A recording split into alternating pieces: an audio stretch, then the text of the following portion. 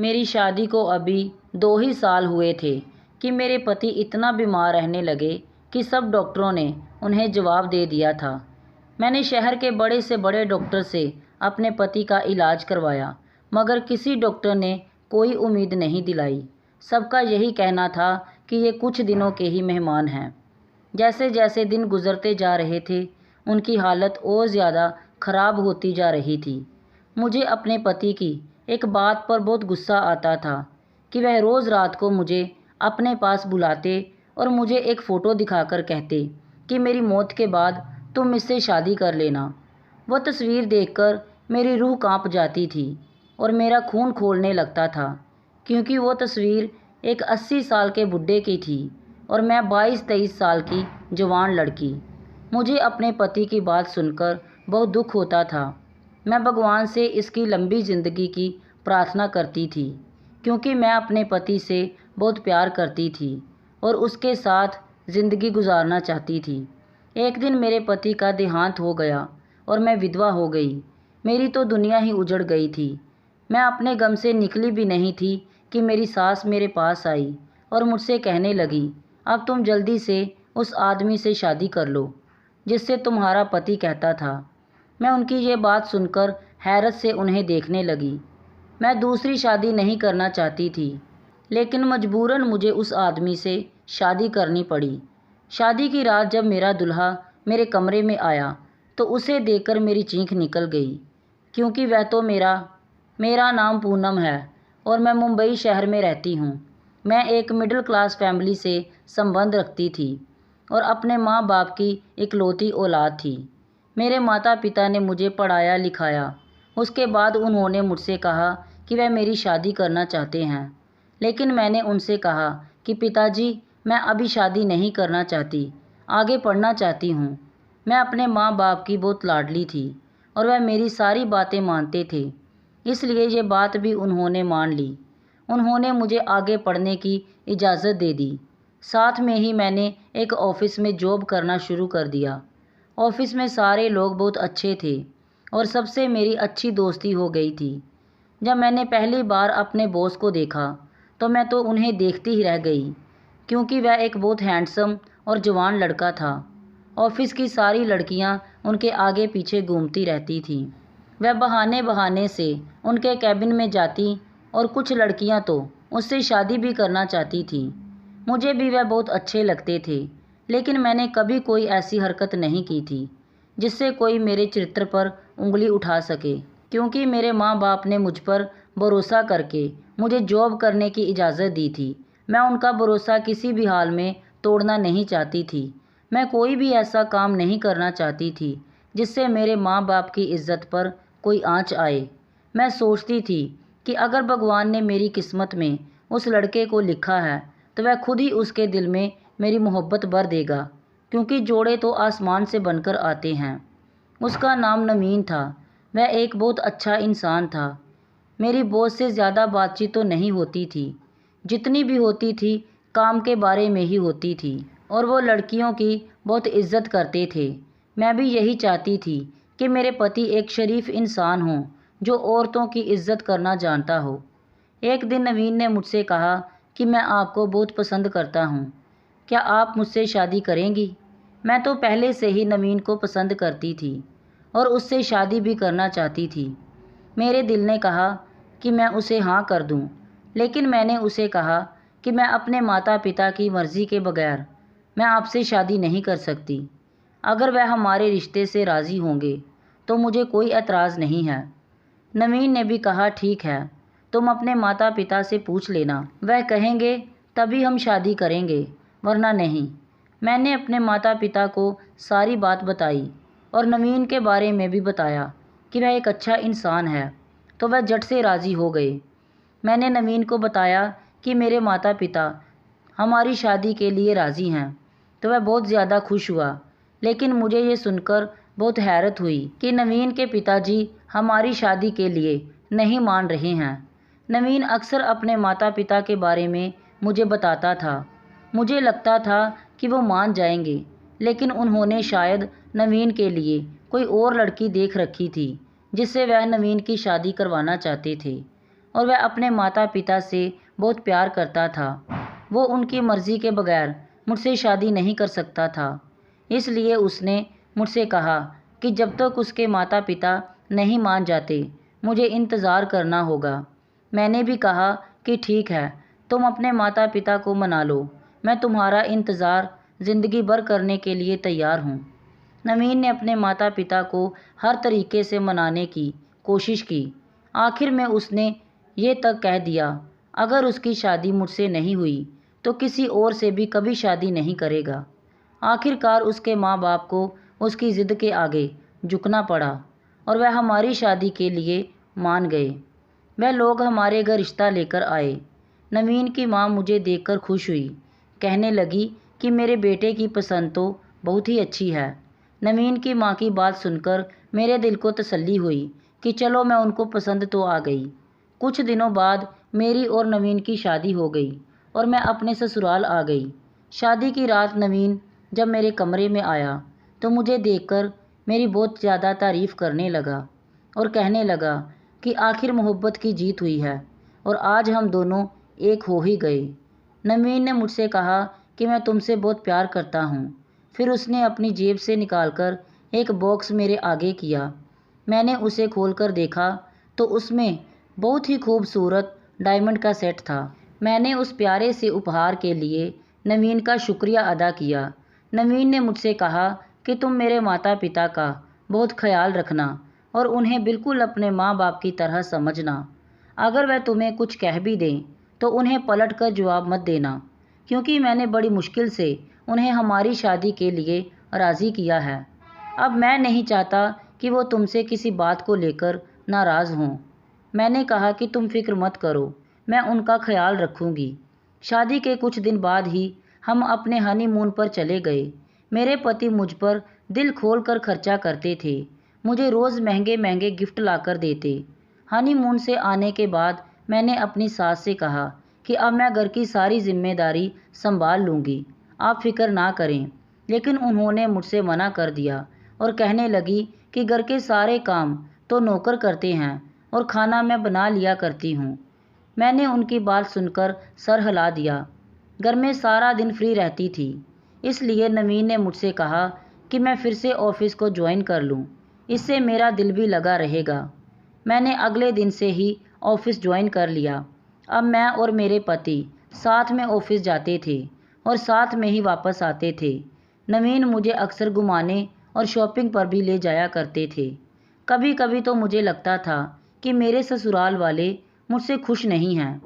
जब मैं ये बात नवीन से कहती तो वह मुझसे कहते कि ऐसी कोई बात नहीं है और जब मैं तुम्हारे साथ हूँ तुम्हें किसी भी बात की फ़िक्र करने की ज़रूरत नहीं है।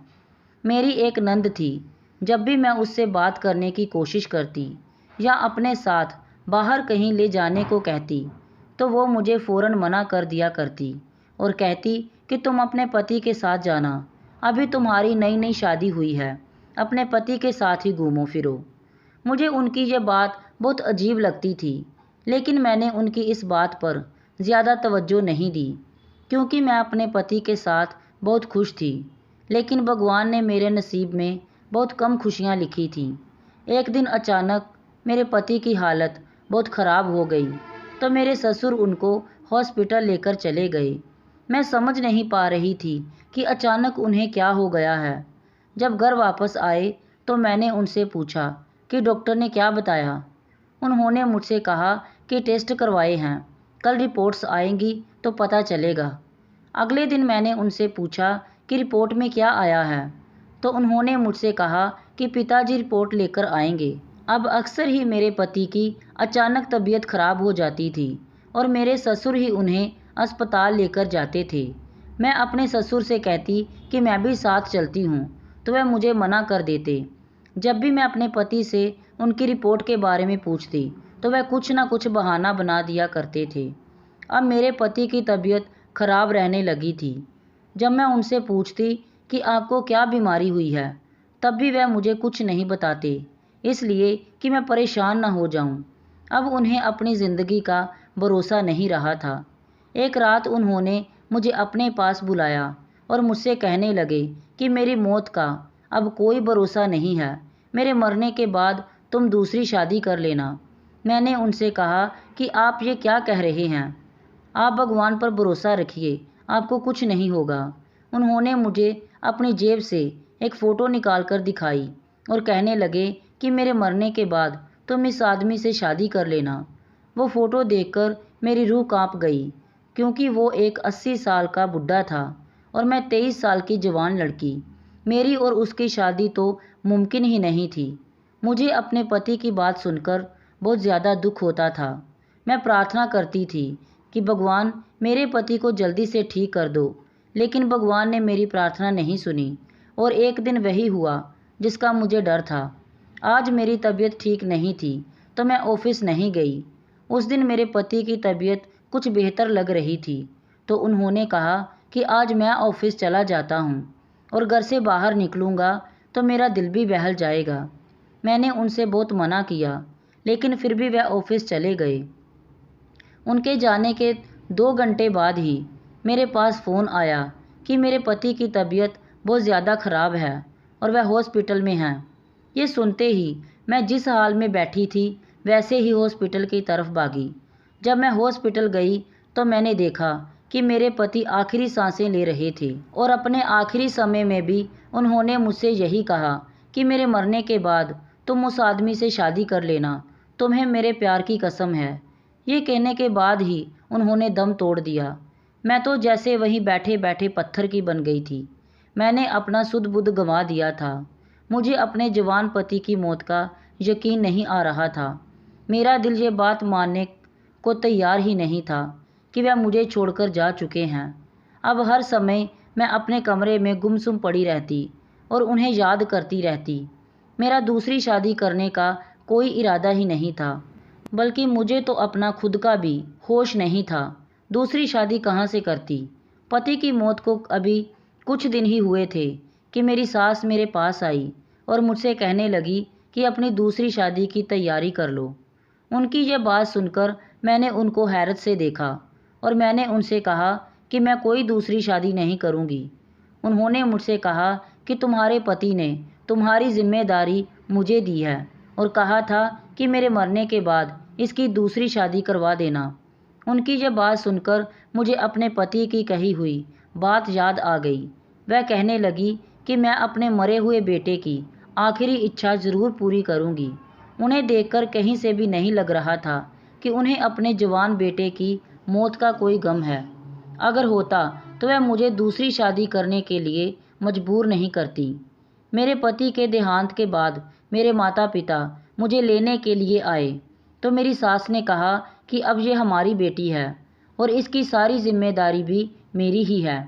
मैं अपने माता पिता के साथ जाना चाहती थी, लेकिन मेरे पति की कसम ने मुझे यहाँ पर रोक कर रखा था। मैं शादी करना नहीं चाहती थी, लेकिन अपनी पति की इच्छा पूरी करने के लिए मैंने शादी के लिए हाँ कर दी। कुछ दिनों बाद ही मेरी सास ने मेरी शादी करवा दी, लेकिन मेरी शादी वाले दिन लोग तरह तरह की बातें बना रहे थे।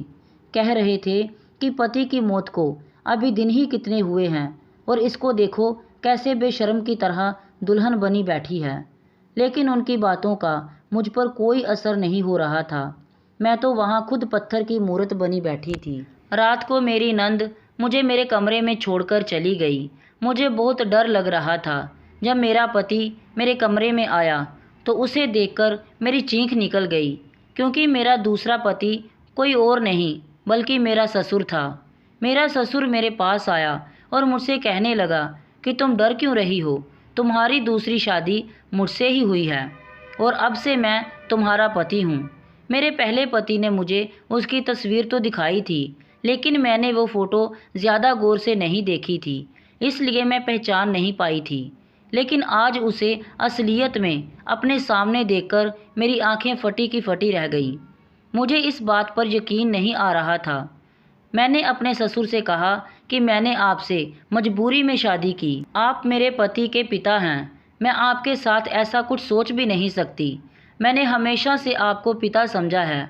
कमरे में शोर सुनकर मेरी सास हमारे कमरे में आ गई और कहने लगी कि ज़्यादा हंगामा मचाने की ज़रूरत नहीं है। अब तुम ही इनकी पत्नी हो और वैसे भी नवीन हमारा सगा बेटा नहीं था। हमारी कोई औलाद नहीं हो रही थी, इसलिए हमने उसको गोद लिया था। और ये बात नवीन भी जानता था कि वह हमारा सगा बेटा नहीं है, इसलिए उसने मुझे ये हक दिया था कि मैं तुम्हारी शादी अपनी मर्ज़ी से जहाँ चाहे करा दूँ। इसलिए मैंने तुम्हारी शादी अपने पति से करवा दी ताकि तुम हमेशा इसी घर में रहो। नवीन नहीं चाहता था कि तुम कभी भी ये घर छोड़कर जाओ। उसकी आखिरी इच्छा यही थी। मुझे अपनी सास की बातों पर यकीन नहीं आ रहा था। मैं समझ नहीं पा रही थी कि आखिर नवीन ने मेरे साथ ऐसा क्यों किया। मेरी सास कहने लगी कि मैं नवीन को ही अपना बेटा मानती थी। मैंने उसकी आखिरी इच्छा पूरी करने के लिए अपने पति की शादी तुमसे करवा दी। तुम्हें तो हमारा एहसानमंद होना चाहिए कि मैंने तुम्हारी खातिर अपने पति को छोड़ दिया। उल्टा तुम हम पर ही चिल्ला रही हो। मैंने कहा, आप दोनों मेरे कमरे से चले जाएं। वह दोनों नाराज़ होते हुए मेरे कमरे से बाहर चले गए और मैं वहीं ज़मीन पर बैठ गई। जो राज आज मेरे सामने खुले थे, उन्होंने तो मेरी जान निकाल दी थी। मुझे नवीन ने कभी ये बात क्यों नहीं बताई कि वह उसके सगे माता पिता नहीं हैं। मैं बहुत बड़ी मुश्किल में फंस गई थी। अब मैं इस मुश्किल से कैसे निकलूंगी पता नहीं। ये सब कुछ सोचकर मैं ज़ोर ज़ोर से रोने लगी। मैंने नवीन की फ़ोटो उठाई और उससे सवाल करने लगी कि उसने मेरे साथ ऐसा क्यों किया। उसने मुझे अपने प्यार की कसम दी थी कि मैं दूसरी शादी कर लूं, वह भी उसके ही पिता से। मैं उनको अपने ससुर और बाप का मान देती थी। आज वह मेरे सामने मेरे पति की शक्ल में खड़े थे। सारी रात यही सब कुछ सोचती रही। नींद तो मेरी आंखों से कोसों दूर जा चुकी थी। सुबह हुई तो एक नौकरानी मेरे लिए नाश्ता लेकर आई और मुझसे कहने लगी कि बड़ी मैडम ने कहा है कि आप नाश्ता कर लें। मैंने उससे कहा कि तुम यहाँ से चली जाओ, मुझे नाश्ता नहीं करना। मेरा मन कर रहा था कि मैं इस घर से बहुत दूर चली जाऊँ। मैंने सोचा कि ऑफिस चली जाती हूँ, मेरा कुछ दिल बहल जाएगा। मैं ऑफिस जाने के लिए तैयार हो रही थी कि मेरा दूसरा पति मेरे कमरे में आया और मुझसे कहने लगा कि आज तुम ऑफिस नहीं जाओगी, घर में ही रहोगी। मैंने उससे पूछा कि क्यों नहीं जाऊंगी, तो उसने मुझसे कहा कि आज के बाद तुम्हें ऑफिस जाने की कोई ज़रूरत नहीं है। तुम घर में रहकर घर की जिम्मेदारियां संभालो। अब मैं तुम्हारा पति हूँ, तुम्हें मेरी हर बात माननी पड़ेगी। आज से मैं जैसा कहूँ वैसे ही तुम्हें करना होगा। ऑफिस के सारे काम मैं खुद ही देख लूँगा, तुम्हें उसकी टेंशन लेने की कोई ज़रूरत नहीं है। मैंने गुस्से में उसे देखते हुए कहा कि मैं ज़रूर ऑफिस जाऊंगी। उसने मुझसे कहा कि ठीक है, तुम ऑफिस जाओ और मैं यहाँ तुम्हारे पास तुम्हारे कमरे में ही रहूँगा। ये सुनकर मेरे पैरों तले ज़मीन निकल गई।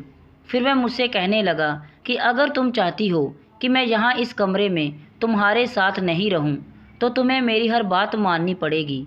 मैं उसकी ये बात सुनकर डर गई और सोचने लगी कि कहीं सच में ही मेरे साथ मेरे कमरे में रहने ना आ जाए। मेरा तो उनके साथ एक पल गुजारना भी मुश्किल था।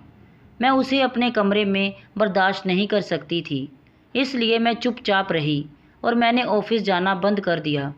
अपने ससुराल वालों का बर्ताव देखकर मुझे अब समझ में आने लगा था कि मेरी दूसरी शादी मेरे ससुर से क्यों करवाई है।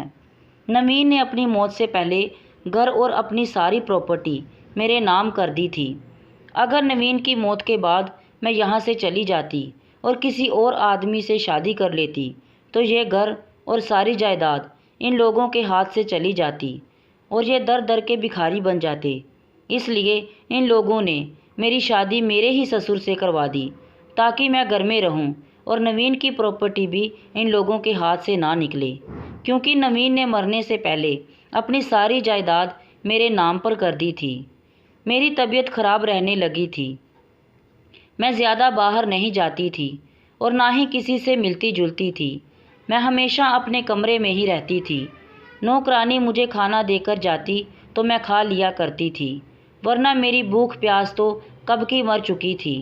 एक दिन जब मैं नीचे किसी काम से गई, घर के गेट पर वकील साहब को जाते हुए देखा। मैंने अपने पास नौकरानी को बुलाया और उससे पूछा कि वकील साहब यहाँ पर क्या करने आए थे। तो वह कहने लगी कि वसीयत के बारे में बताने आए थे। मैं अपने कमरे में आ गई। कुछ दिनों बाद मेरा पति मेरे कमरे में आया और ऑफिस के कुछ पेपर पर साइन करने को कहने लगा। रोज़ कोई ना कोई पेपर मेरे पास लेकर आता और मुझसे कहता कि इस पर साइन करो, और मुझे धमकी भी देता कि अगर मैंने इन पेपर पर साइन नहीं किया तो वह मेरे पास मेरे कमरे में आकर रहने लगेगा। मुझे मजबूरन उसकी बात माननी पड़ती थी, क्योंकि मेरे पास कोई और दूसरा रास्ता नहीं था। अगर कभी मैं पेपर पर साइन करने से मना कर देती थी तो वह मुझे धमकाता था। अगर मैंने उसकी बात नहीं मानी तो वह मेरे कमरे में आकर रहने लगेगा। मैं किसी भी हाल में ये नहीं चाहती थी कि वह मेरे कमरे में आकर मेरे साथ रहने लगे, क्योंकि मुझे उससे नफ़रत होने लगी थी। एक दिन जब मैं किचन में गई, मैंने उन दोनों पति पत्नी की बात सुन ली। मेरा पति कह रहा था कि नवीन अगर कुछ समय और ज़िंदा रहता तो हम उससे और ज़्यादा फ़ायदा उठा सकते थे। बहुत जल्द ही मर गया बेचारा। मैं समझ गई थी कि ये लोग जो कुछ भी कर रहे हैं जायदाद के लिए कर रहे हैं। वकील भी अक्सर हमारे घर पर आता जाता रहता था। मैंने उससे काफ़ी बार बात करने की कोशिश की, लेकिन मेरे सास ससुर मुझे उससे बात करने नहीं देते थे। मैं जानना चाहती थी कि नवीन ने मेरे नाम पर क्या क्या कर रखा है, जिसकी वजह से इन लोगों को मेरे साथ ये सब कुछ करना पड़ रहा है। मैं अपनी ज़िंदगी से तंग आ गई थी और जैसे भी हो इन सब से निकलना चाहती थी। एक रात जब मैंने खाना खाया तो खाना खाते ही मेरी तबीयत बिगड़ने लगी। मेरी नौकरानी जो मेरे पास खाना लेकर आती थी, उसने मुझे चुपके से बता दिया कि मेरी सास ने मेरे खाने में कुछ मिलाया था। इससे मेरी हालत ख़राब हो गई थी। मेरी हालत इतनी ख़राब हो गई थी कि मुझे ऐसा लग रहा था कि अब मैं नहीं बचूंगी। ये लोग इतने जालिम थे कि प्रॉपर्टी के लिए मेरे साथ कुछ भी कर सकते थे। मैंने सोचा क्यों ना मैं अपने पति से बात करूं, जो कुछ भी मुझसे लेना चाहता है ले ले और बदले में मुझे छोड़ दे। यही सोचकर मैं नीचे अपने सास ससुर के कमरे में जाने लगी। मैं उनके कमरे का दरवाज़ा खटखटाने ही वाली थी कि मुझे अंदर से आवाज़ आई कि मेरा पति अपनी बीवी से कह रहा था, तुम अपनी ज़ुबान बंद रखो, अगर किसी को पता चल गया तो अच्छा नहीं होगा, और पूनम को तो ये बात बिल्कुल भी नहीं पता चलनी चाहिए। मैं सोचने लगी कि ये लोग मुझसे क्या छुपा रहे हैं। ये दोनों हमेशा ही छुप छुप कर बातें करते रहते थे। उनकी बातों से कुछ समझ में नहीं आया, लेकिन मैं जानना चाहती थी कि ये मुझसे क्या छुपा रहे हैं। मैं अपने कमरे में चली गई और वहाँ जाकर सोचने लगी, मैं ऐसा क्या करूँ जिससे मुझे इन दोनों का राज पता चल जाए। फिर मेरे दिमाग में एक आइडिया आया, क्यों ना मैं अपने पति को अपना दीवाना बना दूं। अगर वह मेरे काबू में आ गया तो मैं उससे सब कुछ उगलवा लूँगी। एक रात मैं तैयार होकर नीचे अपने पति के कमरे में गई। उसके कमरे में जाकर मैंने कहा कि मैं भी तुम्हारी पत्नी हूँ, मेरा भी तुम पर कोई हक बनता है, तो मेरे साथ मेरे कमरे में चलो। मेरी ये बात सुनकर तो मेरी सास के चेहरे का रंग ही उड़ गया। मैंने अपने पति का हाथ पकड़कर उसे बेड से उठाया और कहने लगी कि इस बूढ़ी औरत की जान छोड़ो, अब तुम मेरे साथ रहना। ये सुनकर मेरा पति भी खुश हो गया, क्योंकि वह 80 साल का बूढ़ा था और मैं एक जवान और खूबसूरत लड़की। भला ऐसा मौका कौन छोड़ सकता था। खुशी खुशी उठकर मेरे साथ मेरे कमरे में आ गया। मैं उसे अपने कमरे में लाकर बोली कि तुम अपनी पहली बीवी को इस घर से निकाल दो, तभी मैं हमेशा के लिए तुम्हारे साथ रहने को तैयार हूँ, वरना मैं तुम्हें छोड़कर चली जाऊँगी। उसने कहा, तुम फिक्र मत करो, मैं उसको इस घर से निकाल दूँगा। मैं तुम्हारे साथ रहने के लिए कुछ भी कर सकता हूँ। अब मैं रोज़ बन संवर कर उसके सामने जाती, अपने हाथ से उसे खाना देती। कुछ ही दिनों में वह मेरा दीवाना बन गया था। अब वह मेरी खातिर कुछ भी करने को तैयार था। ये सब देखकर उसकी बीवी का बस नहीं चल रहा था कि वह मुझे घर से निकाल दे, लेकिन वह कुछ नहीं कर सकती थी, क्योंकि अब तो उसका पति मेरा दीवाना हो गया था। वह उसकी तरफ देखता भी नहीं था। वह जब भी बाहर से घर आता सीधा मेरे पास ही आता था। एक दिन मैंने अपने पति से कहा कि मैं इस शहर में नहीं रहना चाहती, यहाँ पर मुझे नवीन की याद सताती है। हम कहीं और चलकर रहते हैं, जहाँ सिर्फ मैं और आप हों और उसके अलावा और कोई ना हो। ये सुनकर वह बहुत खुश हुआ। और कहने लगा कि ठीक है, जैसा तुम कहो। ये बात सुनकर उसकी पत्नी जल भुन गई। मैंने ऐसा इसलिए कहा था कि वह सब कुछ उगल दे, और मेरे प्लान के मुताबिक ऐसा ही हुआ। एक दिन वह खूब ज़ोर ज़ोर से अपने पति के ऊपर चीखने लगी और कहने लगी कि तुम अभी पूनम को तलाक दे दो। मेरे पति ने कहा, धीरे बोलो, कोई सुन लेगा। हम मंजिल के इतने करीब आकर अब पीछे नहीं हट सकते, और ये सारा प्लान तो तुम्हारा ही था। अब तुम मुझसे कैसे पीछे हटने को कह सकती हो। उसकी पत्नी ने कहा कि मैं कुछ सुनना नहीं चाहती, मुझे कुछ नहीं चाहिए, बस तुम उस लड़की को तलाक दे दो। अगर तुमने उसे तलाक नहीं दिया तो मैं उसे सब कुछ बता दूंगी, फिर तुम जानते हो कि क्या होगा। मेरे पति ने कहा कि ठीक है, मैं उसे छोड़ दूंगा, लेकिन तुम अपनी ज़ुबान बंद रखना। अब उनका खेला हुआ खेल उन पर ही उल्टा पड़ रहा था। वह लोग अपने जाल में खुद ही फंस गए थे, लेकिन मैं परेशान भी थी कि अगर उसने अपनी बीवी की धमकी में आकर मुझे छोड़ दिया तो मुझे उन लोगों का राज कभी पता नहीं चल सकेगा, और मैं हर सूरत में उनका राज जानना चाहती थी। अभी तक मुझे कुछ भी पता नहीं चल सका था। मैंने सोचा कि अब मुझे कुछ और करना पड़ेगा जिससे मैं ये राज जान सकूं। रात को जब मेरा पति मेरे कमरे में आया तो मैंने उसे जूस में मिलाकर नशीली दवाई दे दी ताकि वह नशे में सब कुछ बोल सके, और ऐसा ही हुआ। कुछ देर बाद वह पूरी तरह से नशे में था। मैंने उसे कहा कि मैं ये घर और सारी प्रॉपर्टी तुम्हारे नाम कर दूंगी और हमेशा तुम्हारे साथ ही रहूंगी। तुम मुझे सब कुछ सच सच बता दो।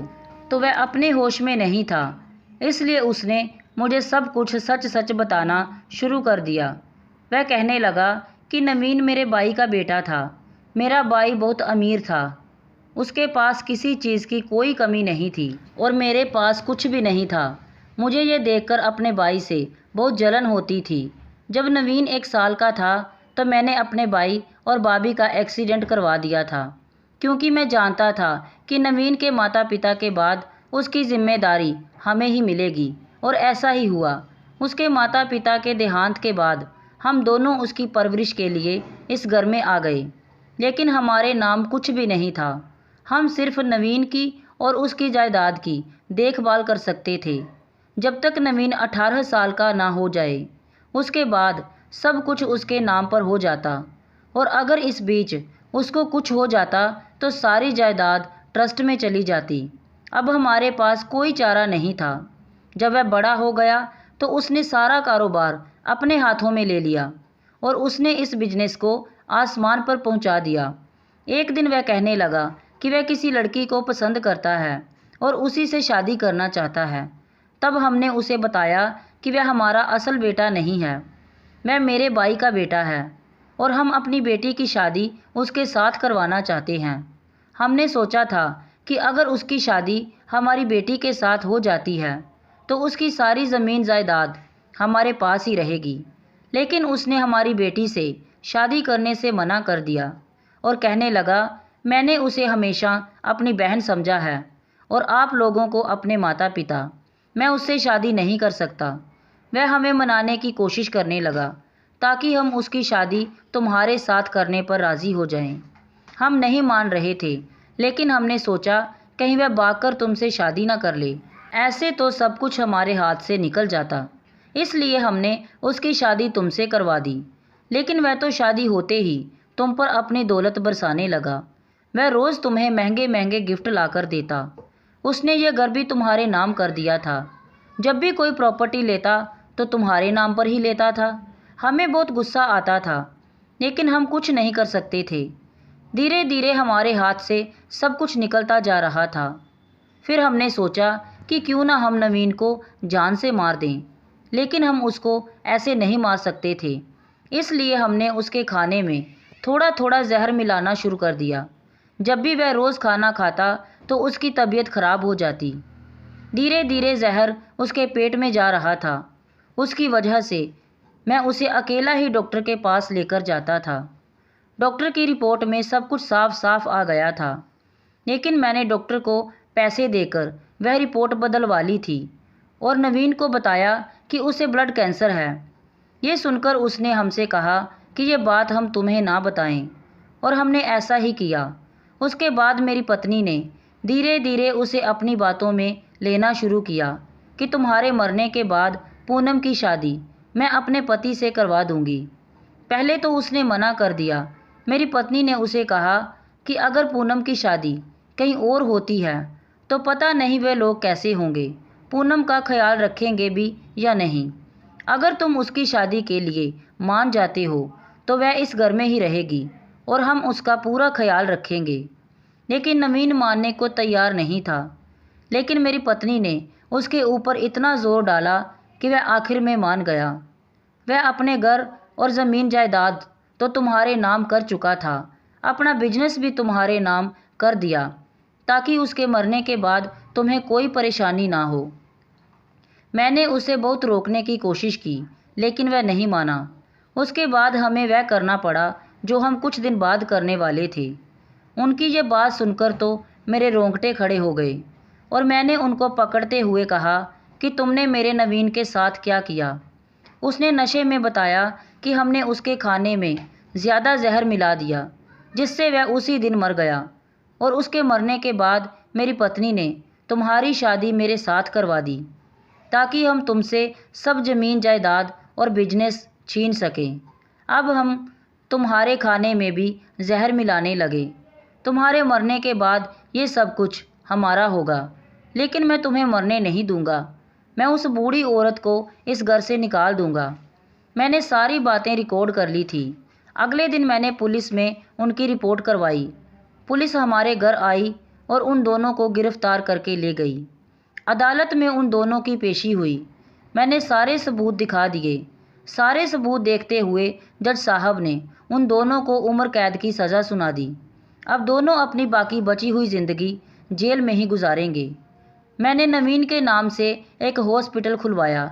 इसमें गरीब लोगों का इलाज मुफ्त होता था। अब मैंने दूसरी शादी नहीं की क्योंकि लोगों से मेरा भरोसा ही उठ चुका था। काश उन लोगों ने नवीन के साथ कुछ ऐसा ना किया होता। नवीन तो उन्हें अपने सगे माता पिता से भी ज़्यादा प्यार करता था। अगर वह एक बार बता देते कि उन्हें ज़मीन जायदाद चाहिए तो नवीन खुशी खुशी उनके नाम कर देता। लेकिन उन लोगों ने अपने लालच में आकर मेरे पति को मुझसे छीन लिया। इन लोगों के लिए हमेशा मेरे दिल से बद्दुआ ही निकलती है, जिन्होंने जवानी में ही मेरे पति को मुझसे छीन लिया। दोस्तों, आपको मेरी ये कहानी कैसी लगी कमेंट बॉक्स में ज़रूर बताएं। कहानी को लाइक शेयर और अगर चैनल पर नए हैं तो सब्सक्राइब करना ना भूलें। धन्यवाद।